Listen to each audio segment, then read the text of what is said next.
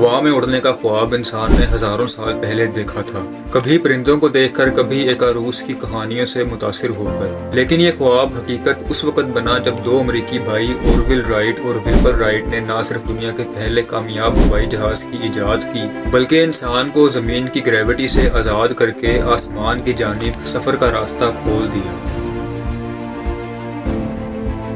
Right brothers کی کہانی ایک چھوٹے سے گھر میں شروع ہوئی تھی، جہاں بچپن میں ان کے والد نے انہیں ایک چھوٹا سا ہیلی کاپٹر دیا تھا۔ یہ کھلونا ایک ربڑ بینڈ کے ذریعے چلتا تھا۔ جیسے ہی ربڑ کھلتا تھا، کھلونا اوپر اٹھ جاتا تھا۔ یہ کھلونا دیکھ کر اورول اور ولبر کی آنکھوں میں ایک عجیب چمک پیدا ہوئی، ایک ایسی چمک جو آنے والے وقت میں دنیا کا مستقبل بدلنے والی تھی۔ جس عمر میں دوسرے بچے کھیل کود میں مگن تھے، اس عمر میں یہ دونوں بھائی ہوا کے بہاؤ اور چیزوں کے وزن کے بارے میں سوچتے تھے۔ ان کے پاس کوئی استاد نہیں تھا، مگر وہ ہر چیز سے سیکھ لیتے تھے۔ کبھی وہ پتنگیں اڑاتے، کبھی پنکھوں کو ہاتھ سے گھما کر دیکھتے کہ کون سا اینگل زیادہ دیر تک ہوا کو پکڑ سکتا ہے۔ وقت گزرتا گیا اور بچپن کا کھیل خاموشی سے ان کی زندگی کا مقصد بنتا گیا۔ 9 عمری میں انہوں نے سائیکل مرمت کرنے کی ورک شاپ کھولی۔ سائیکل کی مرمت نے انہیں بیلنس اور مکینیکل سسٹمز کے بارے میں بے تحاشا پریکٹیکل نالج دیا۔ یہی علم بعد میں وہ بنیاد بنا جس پر انہوں نے ہوائی جہاز کھڑا کیا۔ مگر اصل جنون اس وقت شروع ہوا جب انہوں نے مشہور ہوا بازی کے ماہر اوٹو لیلیینتھل کی کتابیں پڑھیں۔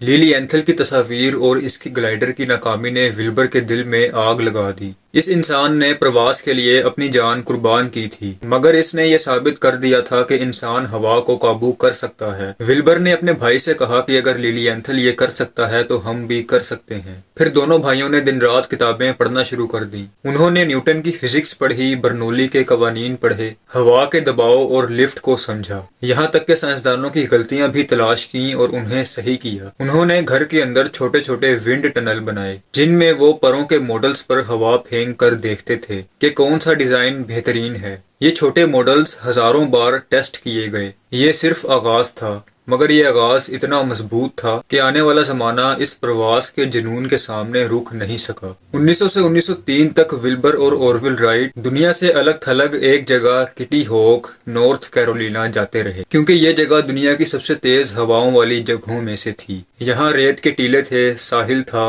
طوفان تھے، ہوا کے دھماکے تھے، اور ان سب کے درمیان دو بھائی اپنے گلائیڈر کو اٹھائے دوڑتے تھے۔ کبھی گلائیڈر کامیاب ہوتا تھا تو کبھی ٹوٹ جاتا تھا، کبھی الٹا ہو کر گرتا تھا تو کبھی ریت میں دب جاتا تھا، کبھی ہوا اسے اچھال کر دور پھینک دیتی تھی۔ مگر ان دونوں نے ایک لمحے کے لیے بھی ہمت نہیں ہاری۔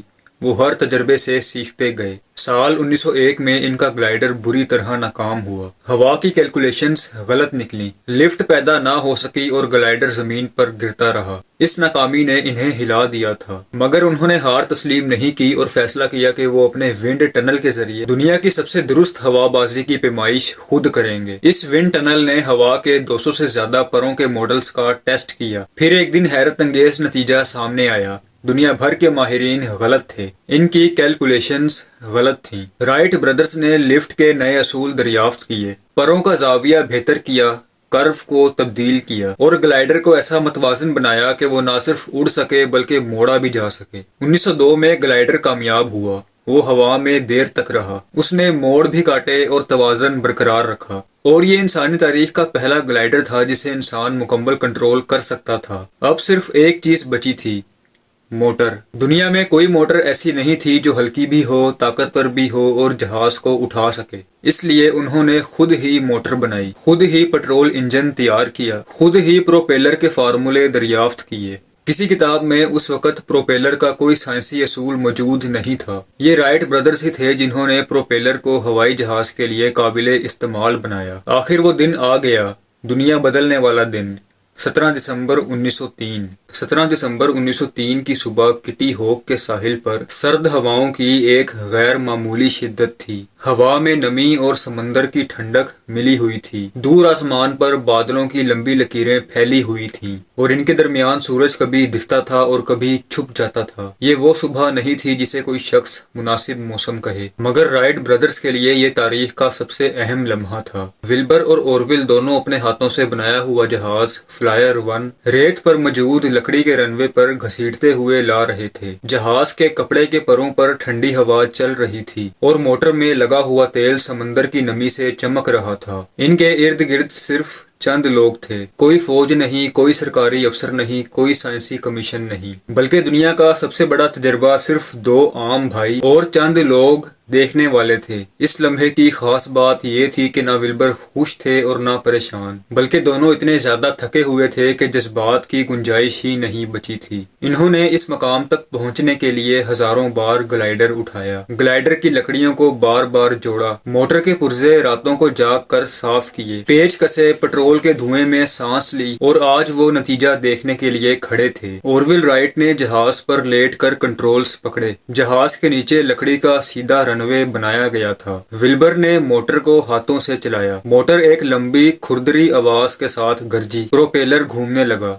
कभी आहिस्ता कभी तेज, फिर हवा को काटता हुआ इतना तेज हुआ कि रेत उड़ने लगी। और फिर वो लम्हा आया जिसने पूरी इंसानियत की तारीख बदल दी। रनवे पर दौड़ा, रेत के ऊपर लड़खड़ाया, परों ने हवा को काटा और अचानक जमीन से चंद इंच, फिर चंद फुट, फिर पूरे 12 सेकंड के लिए वो हवा में उड़ गया। ये 12 सेकंड का वक्त शायद जमीन की तारीख का सबसे कीमती वक्त था। इस लम्हे इंसान ने पहली बार कहा कि हम आसमान के भी मालिक हो सकते हैं। ये ना जंग का कारनामा था और ना ही किसी सल्तनत का। ये कारनामा दो निहायत मेहनती और दिल से जुड़े हुए भाइयों का था, जिन्होंने साबित कर दिया कि ख्वाब मेहनत से हकीकत बनते हैं। और जब जहाज दोबारा रेत पर उतरा तो दोनों भाइयों की आंखों में खुशी नहीं बल्कि हैरत थी। उन्हें खुद यकीन नहीं आ रहा था कि हमने ये कर दिखाया। दुनिया तो बाद में बदली, मगर इस लम्हे ये दोनों भाई खुद बदल चुके थे। परवास तो हो चुकी थी, मगर हैरत की बात यह है कि दुनिया ने इस कामयाबी को फौरन कबूल नहीं किया। इस जमाने में अखबारात में नए दावे शाया होते रहते थे और बहुत से लोग ये समझते थे कि दो साइकिल बनाने वाले भाई कैसे जहाज बना सकते हैं। हत्ता कि अमेरिका की हुकूमत और साइंसदानों ने भी इनकी उड़ान को महज इत्तेफाक या झूठ कहकर मुस्तरद कर दिया। राइट ब्रदर्स के पास पैसे कम थे, शोहरत भी नहीं थी और ताल्लुकात भी नहीं थे। इस जमाने में कैमरे बहुत कम थे, लिहाजा इनके पास वीडियो सबूत भी मौजूद नहीं था। लोगों ने इन पर तनकीद की, इनके ख्वाब को मजाक समझा। हत्ता के कई अखबारों ने लिखा कि ये सब फर्जी कहानी है। इसके बाद राइट ब्रदर्स को एक तवील जंग लड़नी पड़ी, दुश्मन कौमों से नहीं बल्कि पुरइतमाद ना होने वाली दुनिया से। उन्होंने पेटेंट के मसाइल, कानूनी लड़ाइयाँ और अखबारी तंज सब बर्दाश्त किए। अमेरिका ने इन्हें इनके अपने मुल्क में नाअहल समझा, मगर यूरोप, खास तौर पर फ्रांस ने इनकी प्रवास को संजीदा लिया। फ्रांस में उन्होंने फ्लायर 1 को उड़ाया और इस बार उन्होंने सिर्फ 12 सेकंड नहीं बल्कि 2 मिनट, 5 मिनट, फिर पूरे आधे घंटे तक जहाज को आसमान में रखा। हजारों लोग हैरत से देखते रह गए।